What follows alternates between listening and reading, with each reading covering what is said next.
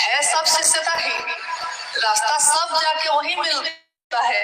लेकिन शिव जब स्वयं गुरु हो जाए तब फिर जब सूरज खुद निकल जाए तो सारे तारे छिप जाते हैं।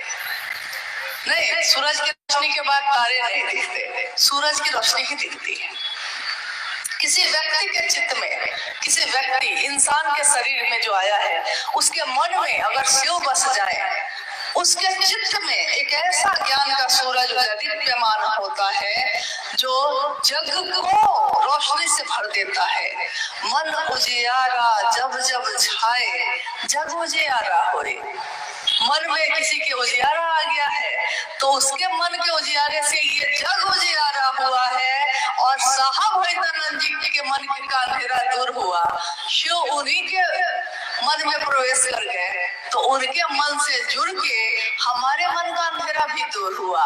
हमारी क्षमता कुछ नहीं, लेकिन अगर एक पतला सा तार भी उसमें अपने को जोड़ ले तो उस तार में भी वही रोशनी आ जाती है। रोशनी सबकी एक ही है। तो भगवान शिव की शिष्यता सब चीजों से अलग है।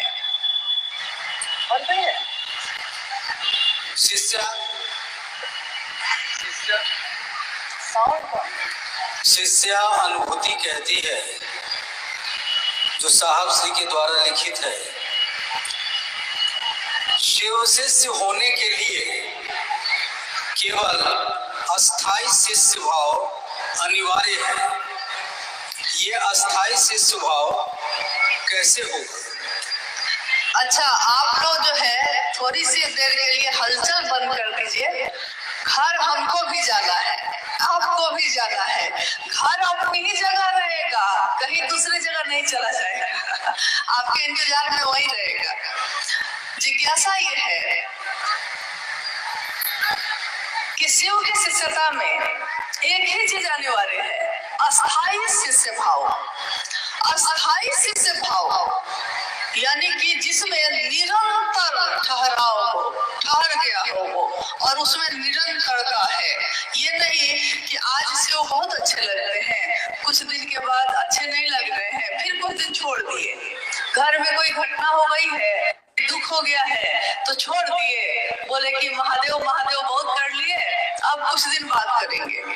महादेव महादेव इतना किए, देखिए महादेव दुख दे दिए, कह के छोड़ देते हैं। यानी हम कभी उस विचार को पकड़ते हैं, कभी छोड़ते हैं। लेकिन एक विचार अगर मन में ठहर जाता है, जैसा साहब के साथ हुआ, उनके मन में एक विचार ही तो आया था, ठहर गया, ठहरा ही रह गया, निरंतर ठहरा रह गया। जो मेरे हैं दूसरों के भी हो सकते हैं। नतीजा क्या हुआ कि शिव शिष्यता व्यापक होती चली गई, क्योंकि वो ठहरा रह गया।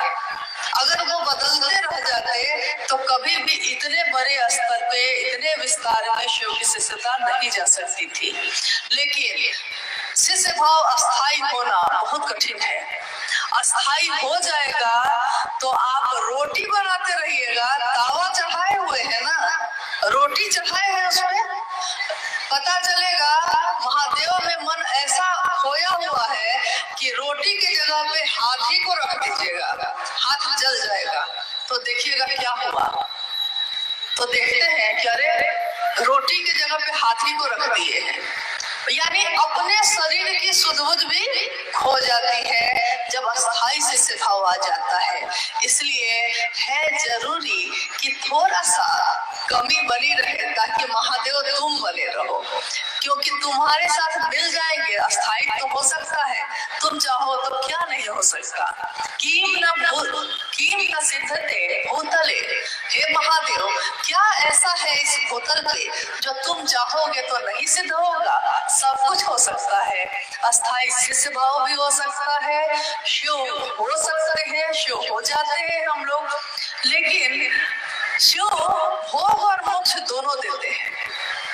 साहब की ही लिखी हुई पंक्ति है शिष्यानुभूति में, वो शिव भोग और मोक्ष दोनों देते हैं।